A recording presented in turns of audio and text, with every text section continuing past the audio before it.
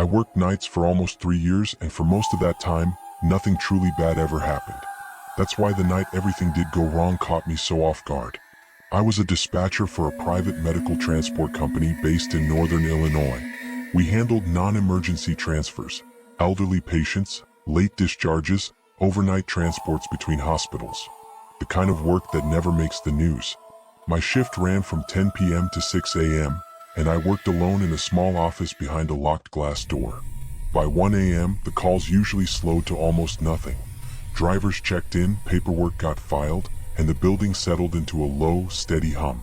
Fluorescent lights, computer fans, distant traffic outside.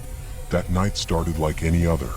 At 12:58 a.m., one of our vans radioed in, reporting a completed drop-off at a long-term care facility outside Joliet.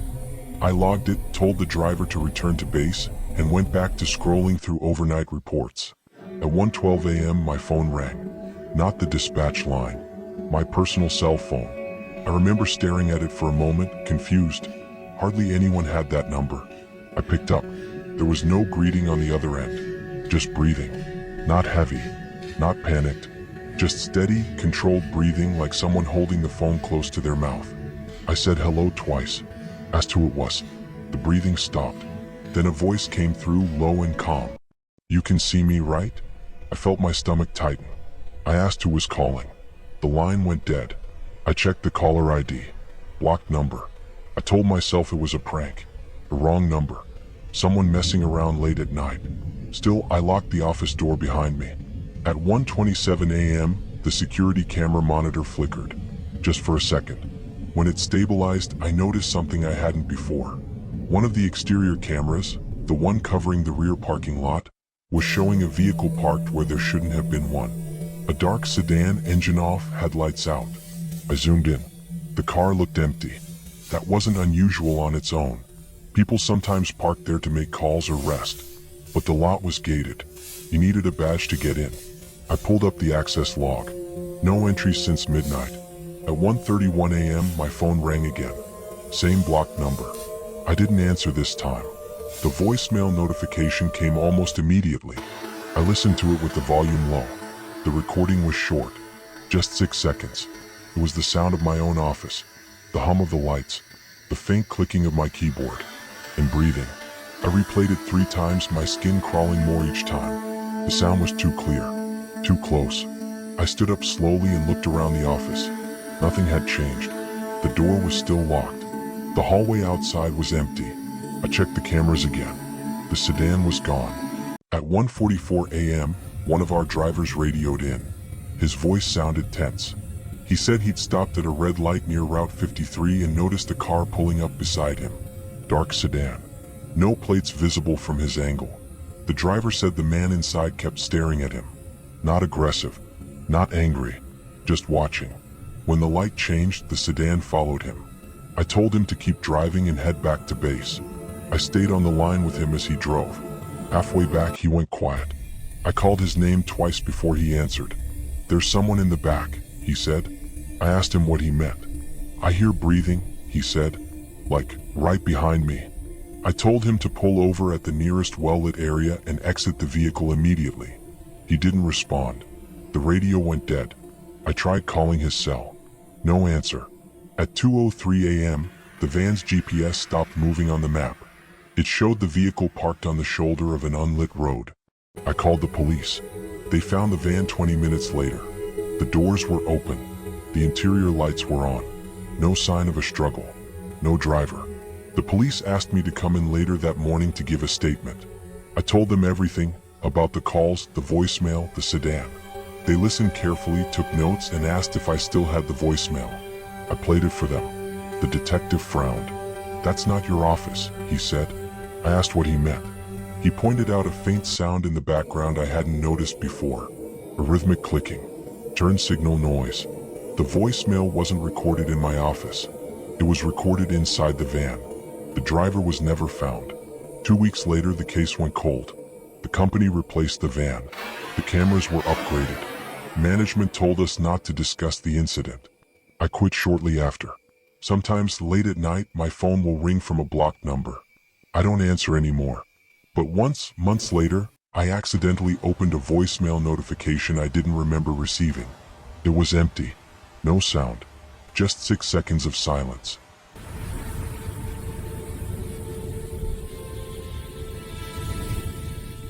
I didn't believe in the idea that night itself could change people until I worked overnight at the motel. It was a budget place off a state highway in western Arizona, the kind of motel people only stayed at when they were too tired to keep driving. 1 floor, 30 rooms, vending machines that barely worked, a parking lot lit by flickering sodium lights that made everything look yellow and sick.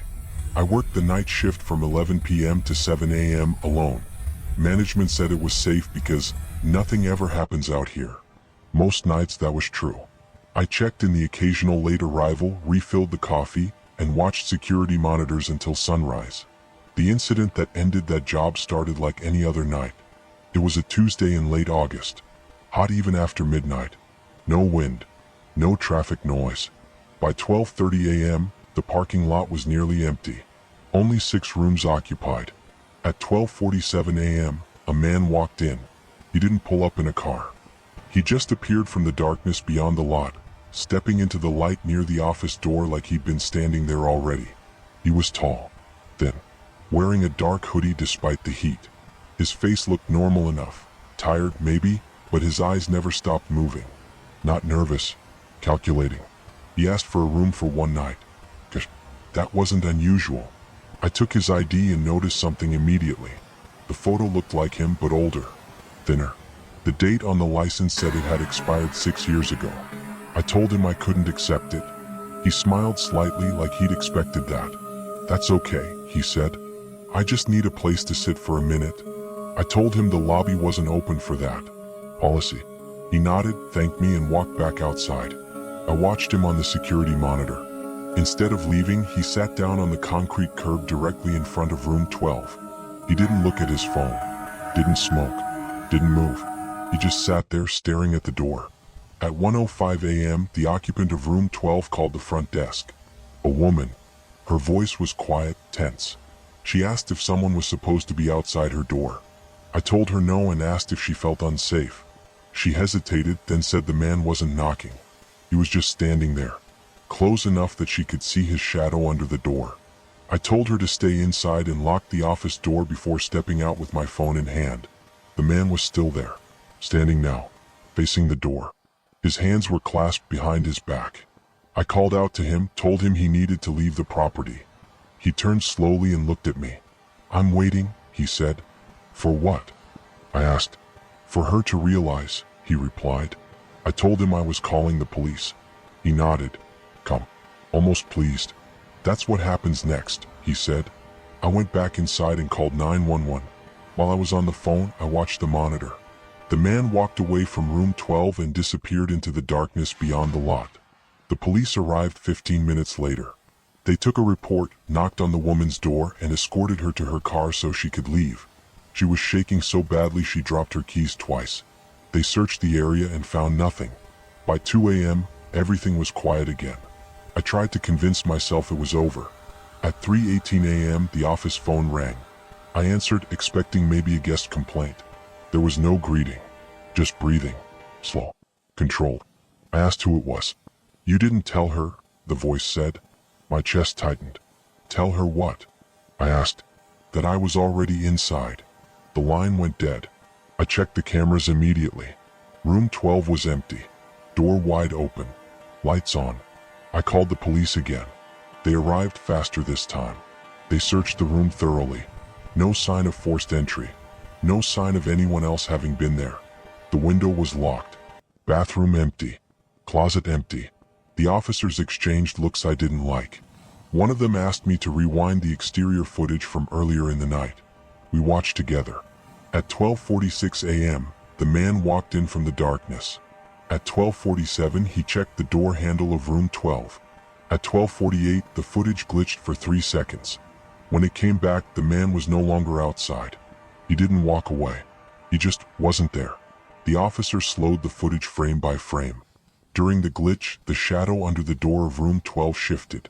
Inward. They never found the man. The woman never returned to retrieve her things. Management boxed them up and eventually threw them away. I finished that shift in silence, watching the monitors until sunrise. I quit 2 days later. Sometimes, when I'm awake late at night and the room is quiet, I think about the way he said it. Not angry, not threatening. Like it was simply a fact. That sometimes, by the time you realize someone is watching you, they're already inside.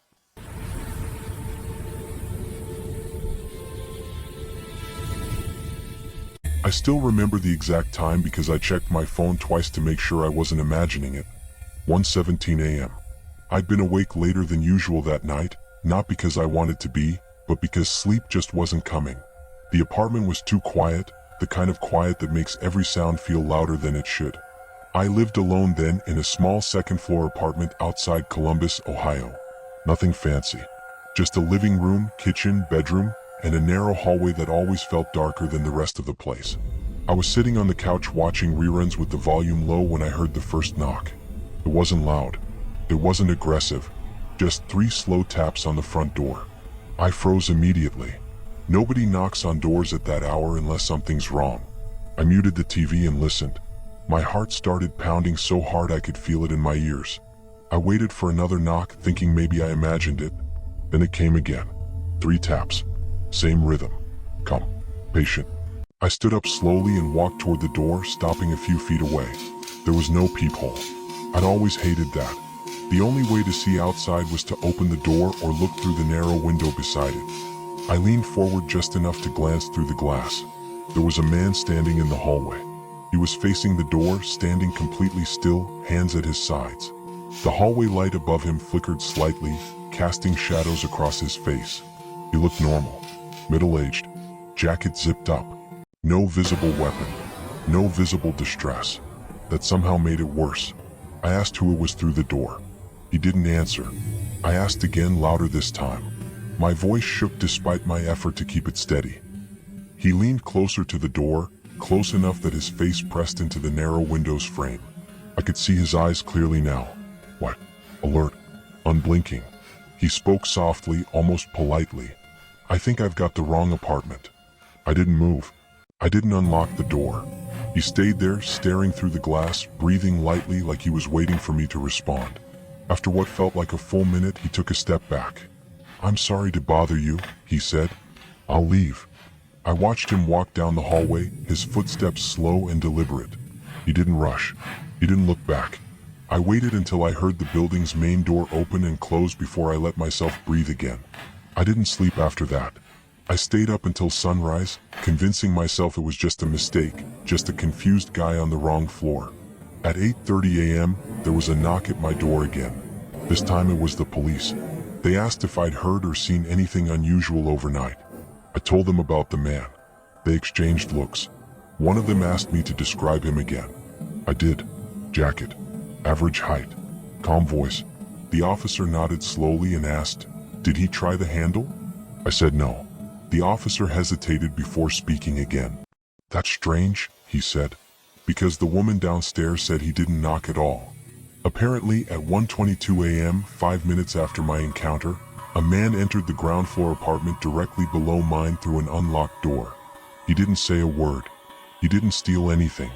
He just stood in her bedroom doorway watching her sleep. She woke up when she felt someone breathing near her face. When she screamed, he ran. They never found him. I installed a deadbolt that same day.